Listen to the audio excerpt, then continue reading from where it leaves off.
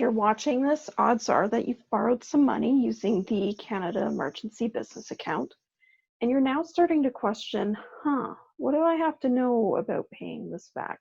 Let's look at a couple things, and I'm going to go back through the timeline because I think the timeline has more importance than people necessarily realize.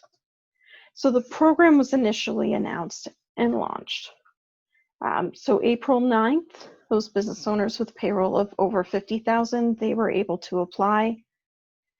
That amount then got lowered, and then more recently, just in the last month or so, business owners without payroll have had methods that they can go through to apply.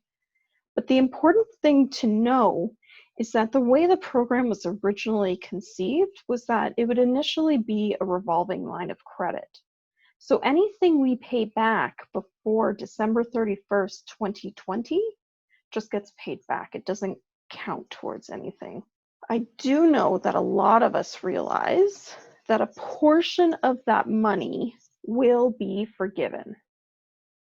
So as of December 31st, 2022, you have to have paid back 75% of the loan value to have 25% of that forgiven. So if the bank put in $40,000 when you first applied, and that's what was deposited into your bank account, and maybe you're the type of person who doesn't like to carry credit, you went, okay, things are getting better, I don't need the full 40, I'm going to give 10,000 back. If you pay that back before December 31st, 2020, that's not going to factor into you having paid back 75% of the loan value. The loan value is not calculated until January 1st of 2021.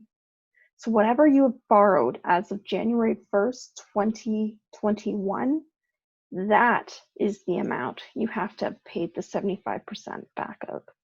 So if you got the full 40, you kept the full 40, you'll have $10,000 forgiven as long as you've paid back 30 of that 40,000 by December 31st of 2022. If you had paid back that $10,000 before December 31st, 2020, on January 1st, 2021, you would only have 30,000 owing.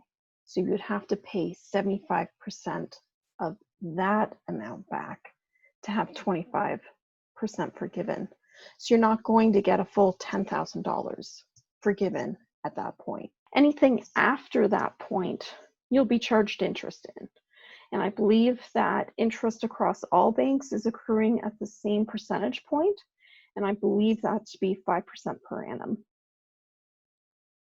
So if you want to start paying back your loan, and you want what you paid back now to count against that 75%, you may be best to take those funds that you don't currently need and move them into a secondary bank account, hopefully something that they're not going to charge you large monthly fees on holding, but that you're easily able to move money back and forth within your business, just in case you did need to grab it for some reason. So I would say if you're ready to start paying something back now, move it to that secondary account. And then as of January 1st of 2021, that's when you take that money and you put it towards the CEBA that you have borrowed. It's also important for you to know that whatever you pay back now, depending on what bank you're dealing with, especially those who drop the full 40,000 into your bank account, if you pay some of that money back, you may not be able to get access to those funds again if you do need them. So if we did have a second wave and you needed access to the money that you had already paid back, that might not be possible. That's another reason why we're recommending our clients hold the money in a secondary account where they're not touching it for anything, just in case. I hope that helps clarify everything that you have to consider when it comes time to pay back this loan.